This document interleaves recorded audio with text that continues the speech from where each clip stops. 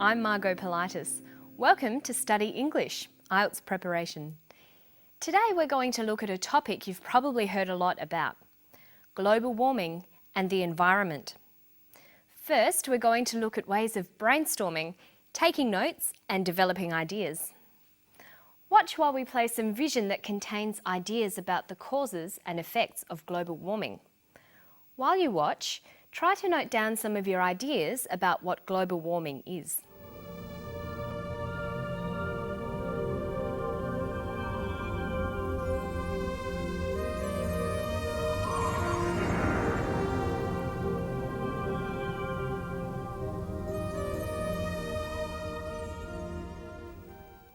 Okay, so you saw some ideas and perhaps took some notes during that clip. What were some of the ideas you saw? What has caused global warming?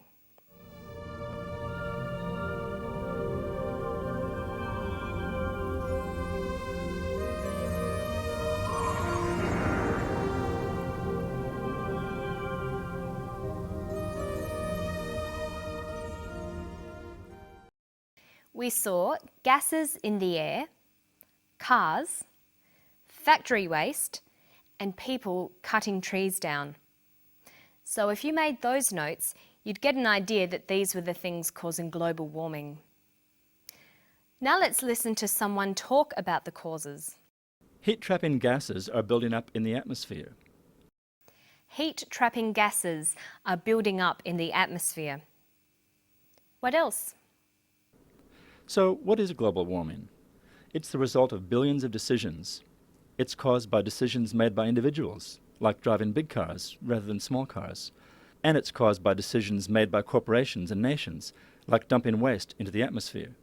Global warming is caused by people using big cars and people dumping waste into the atmosphere. Okay, so you've looked at the vision and listened to the speaker, and you've made notes about some of the causes of global warming. Now, let's look for some of the effects.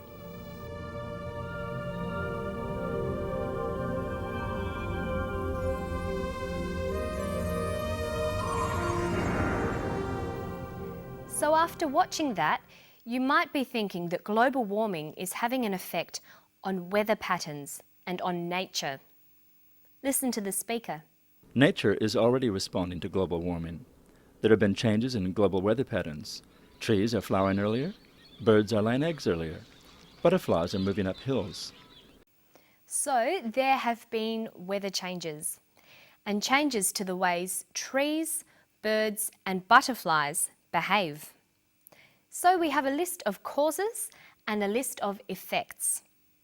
You might have identified those things from a text you've read or from listening to someone speak. This is how you can take notes. Once you've got your notes, you need to be able to link those causes and effects in sentences. Let's look at a couple of different ways. The first and most basic way is just making a sequence of statements. This can sometimes be a powerful way of making a connection between things. Listen. Heat-trapping gases are building up in the atmosphere. Trees are flowering earlier, birds are laying eggs earlier, and butterflies are moving up hills. From the sequence of information, we realise that birds are laying their eggs earlier because gases are making the earth warmer. So a simple list of statements can show a cause and effect relationship. But there are other ways too. You can use the language of cause and effect. We can say, X causes Y. Driving cars causes air pollution. There are many other word choices as well. Driving cars leads to air pollution. Driving cars results in air pollution. Notice you can also turn the sentence around. Air pollution is caused by driving cars. Air pollution is the result of driving cars. Air pollution is due to driving cars. Listen to an example here. There have been changes in global weather patterns. Trees are flowering earlier, birds are laying eggs earlier, butterflies are moving up hills. So what is global warming? It's the result of billions of decisions. He's talking about global warming.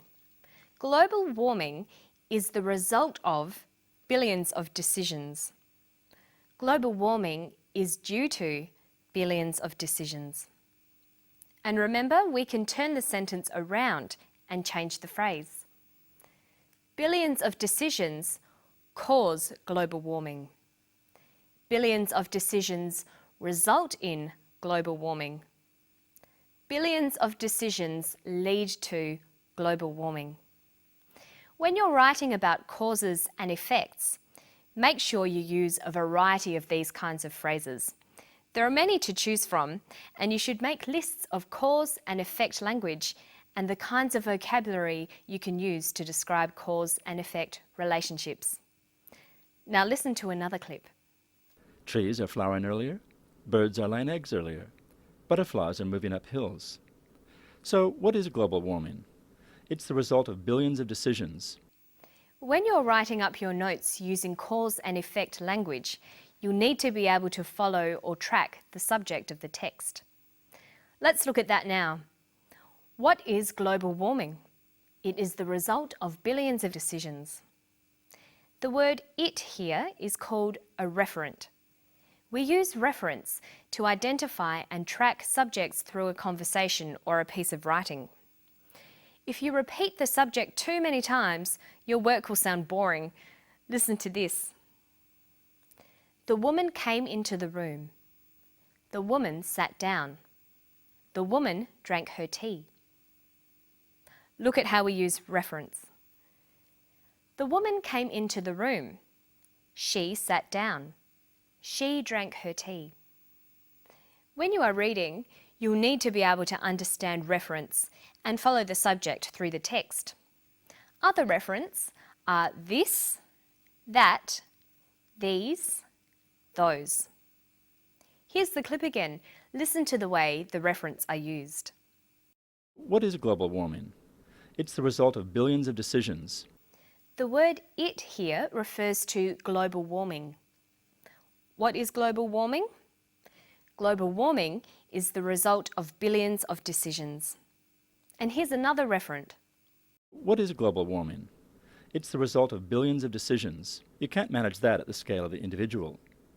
He says you can't manage that at the scale of the individual. He means you can't manage global warming at the scale of the individual. But notice how the subject changes. What is global warming?